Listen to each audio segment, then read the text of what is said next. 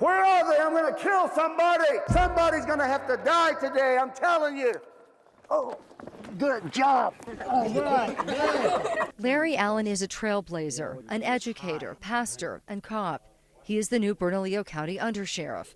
But for years before taking that job, he's been teaching kids how to read, write, If I can't get his fingers, then I can bite him. And fight. There's a time to pray and there's a time to fight, and when I say we pray and fight. Allen began his career in 1967 as a state police officer. A decade later, he joined the seminary and worked a security job at night. Then in 1988, Allen started the New Life Baptist Church and Academy on Albuquerque's west side. Part of the curriculum is teaching students how to take down an active shooter. The little ones are taught to seek shelter and hide. Upperclassmen, hand-selected by faculty, are called warriors. 2 out of the 3 were warriors last year, right? The kids are not trained how to shoot a gun. They are trained to get a gunman down until help arrives.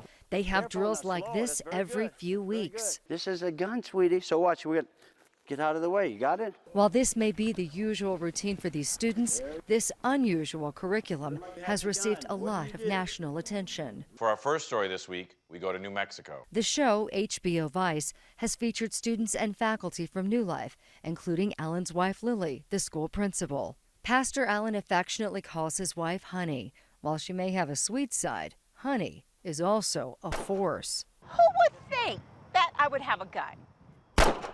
I'm dressed up, pearls on, minding my business, and you come to get me. Oh, here, take my purse, please. Take everything that's in it. Whoop. And then they're dead meat.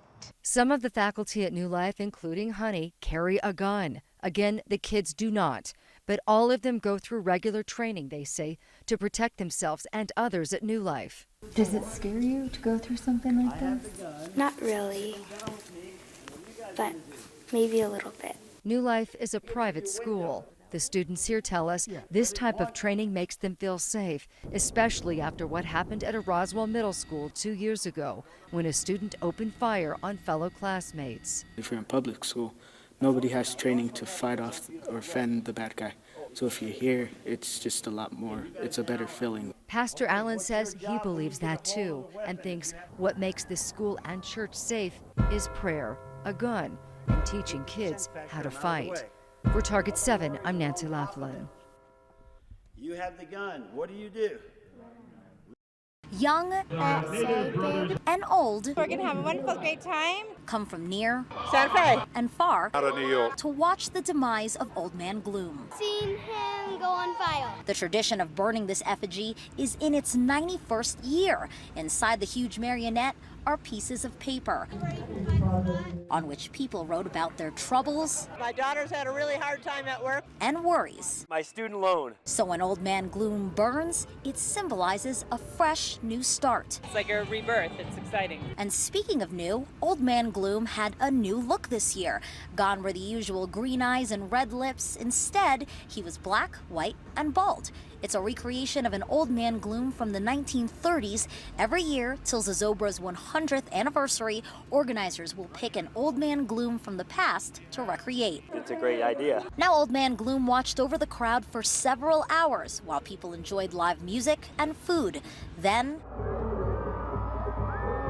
the fire show started at 9:30. People here said this is truly one of New Mexico's best traditions. It's definitely one of the most original. I think it's very beautiful. It is a great tradition. Yes, and we're lucky to have it here in Santa Fe. Megan Cruz, KOAT Action 7 News. Division Chief Jim Dye fires up the boat. In no time, we're gliding down the Rio Grande. His sharp eyes keep a close watch on the Bosque. Folks get in trouble out here quickly. Dye is one of many first responders working to keep us safe this Independence Day. He's already spotted some people out here with fireworks, a bad idea despite recent rains. It's deceiving when you see green, which it makes us happy, but those light fuels dry out real quick, so it does not take much to get them going. That's why he's on the water. He says he often spots fires quicker from the airboat than on foot. It's difficult to see folks just from the main roads or just from the Bosque trails. But Dye isn't just keeping an eye on the shoreline, he's looking out for people in the water as well. A couple of folks with deflated rafts and other issues, but we've been able to escort them off the river safely. We're glad to do that. Now, Dye says he's not looking to spoil anyone's weekend. He just asks everyone to be prepared and use common sense. This trio of tubers was glad to share the river with him. So if anything does happen, they got us. Reporting on the Rio Grande, Megan Cruz, KOAT Action 7 News.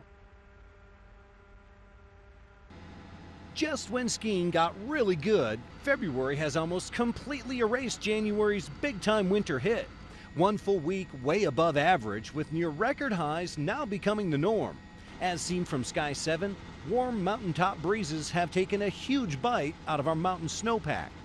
The Jemez, Southern San Juans, and Sangre de Cristos all lost about 10% of their snow. Not quite as bad around Pecos, though. The Zunis around Mount Taylor are down almost 20%. In southern New Mexico, we saw most of the Gila drop a full 15%, and it was almost a 10% loss over the Sacramentos. Sky 7 shows us the climbing snow lines on the Jemez and Sangre de Cristos, and there's not much snow left on the Sandias after those huge storms just a couple weeks ago. Water managers are being told to brace for another lean year. Spring runoff for most New Mexico waterways is still only expected to be a little over 50% of normal, barely enough for farmers to get by for a fourth straight year. I'm First Alert meteorologist Eric Rain, KOAT Action 7 News. Law enforcement from throughout the state and even across the country honored Officer Greg Benner with lights and sirens.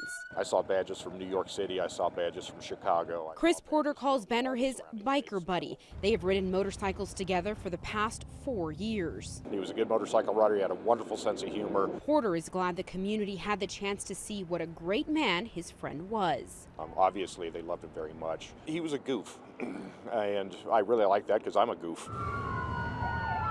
Sam Kramer stood outside the Star Center for 2 hours during the service, waving this American flag. We can stand in the heat for a couple hours to show our support. He did not know Officer Benner personally, but says this tragedy has brought out a unified spirit in the community. It's important in my family to show that people love each other and that they're still good, even in these horrible, tragic events, that there's still love. Love and gratitude for the man who paid the ultimate sacrifice. What do you guys think about germs? Ooh. Go ahead. They're gross and they're stinky. According to the Centers for Disease Control, nearly 22 million school days are lost each year because of colds. 38 million school days wiped out because of the flu. So what do you think about germs? Germs are really gross. The CDC says classrooms transmit a lot of infections because... Do you want to use these colored pencils too? No, it's okay. Okay. Kids are in close contact and share supplies. We went to the Montessori of the Rio Grande Charter School in the North Valley to see what may be lurking. So just hold them up for me. On the hands of these little children. All right, good job.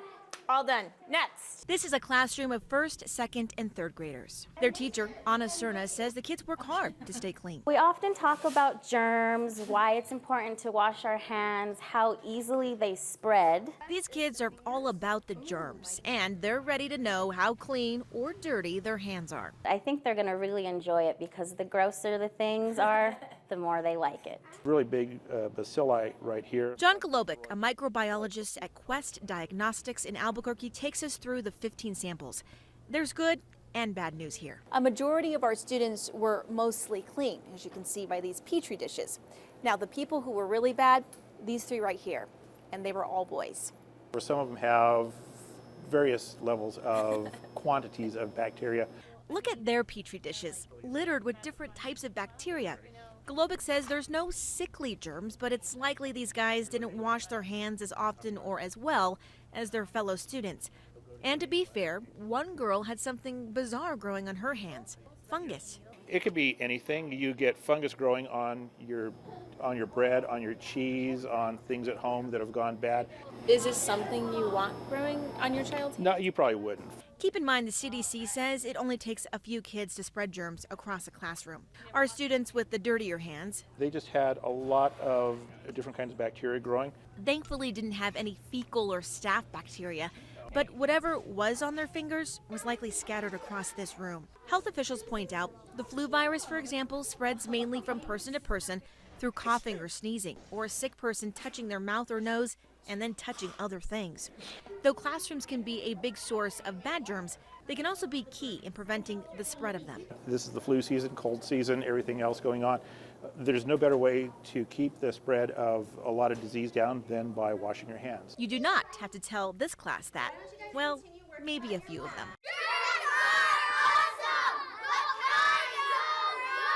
In Albuquerque, I'm Royal Day, KOAT, Action 7 News. This is not easy stuff. This is hard work. People don't understand the degree of work that we have to do in order to open these recreation areas.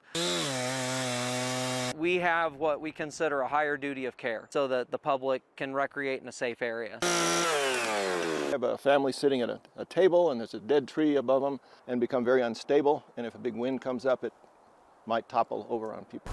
Just to go kind of with the lean. And I evaluate all the trees. We cut them down. Hey!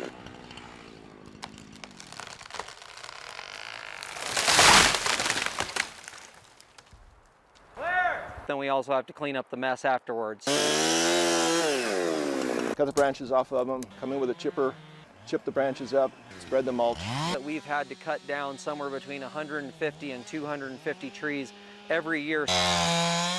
A lot of us have a sense of giving back, and a lot of us have been born and raised in the shadow of these mountains and spent a lot of time up here. I've never been associated with a group of people more hardworking and dedicated than these folks are. We work really hard to make these places available for folks so that they can come out and enjoy it.